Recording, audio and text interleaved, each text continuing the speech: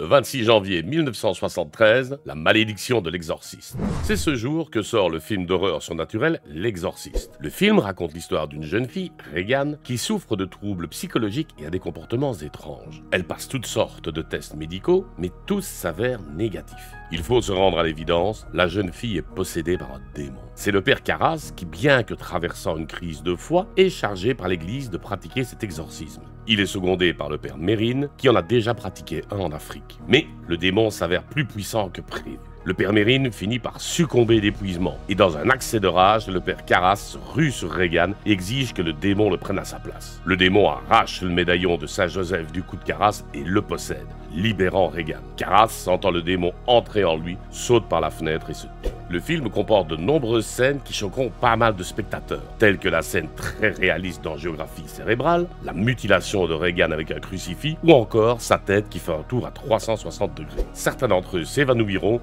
ou vomiront lors de la projection. L'Exorciste est le premier film d'horreur à être nominé à l'Oscar du meilleur film et est considéré comme un des plus grands films d'horreur jamais réalisés. Mais une des raisons qui a sans doute également contribué à son succès est la prétendue malédiction qui entoure le tournage. En effet, initialement prévu pour 85 jours de tournage, il prit plus de 200 jours pour être terminé. Au début, le tournage a été retardé de 6 semaines après qu'un oiseau ait percuté un disjoncteur sur les plateaux de tournage, déclenchant un incendie qui les a tous détruits à l'exception de la chambre de Regan. Plus tard, un autre ensemble a été gravement endommagé par le système de gicleurs. La statue de 3 mètres du démon Pazuzu a été expédiée à Hong Kong plutôt qu'en Irak, ce qui a entraîné un retard de 2 semaines. Ellen Burstyn, qui joue le rôle de la mère de Regan, se serait pris les pieds dans des câbles lors de la scène où elle est repoussée par sa fille et se serait cassé le coccyx, la laissant handicapée pour le reste du tournage. Linda Blair, qui interprète Regan, se sera abîmé le bas de la colonne en étant trop peu attachée sur son lit qui bouge et en aurait développé une scoliose.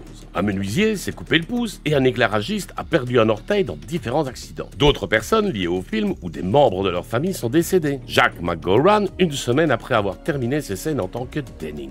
Vasiliki Maliaros, qui joue la mère de Carras, est également morte, comme son personnage avant la fin du film. Parmi les décès, parmi l'équipage ou leurs proches, citons le veilleur de nuit, l'opérateur du système de réfrigération de la chambre de Regan et le nouveau-né d'un assistant caméraman. Le grand-père de Linda Blair meurt au cours de la première semaine de production et Max von Sydow, qui joue le père Mérine, doit retourner en Suède après son premier jour de tournage lorsque son frère meurt, retardant encore le tournage. L'un des fils de Jason Miller, le père Carras, a failli mourir lorsqu'une moto l'a heurté. Plusieurs années après la sortie du film, Paul Bateson, le technicien de la scène de l'angiographie, a été condamné pour le meurtre du journaliste Addison Verrill. Le réalisateur William Friedkin déclara « Je ne suis pas converti à l'occultisme, mais après tout ce que j'ai vu sur ce film, je crois vraiment à la possession démoniaque.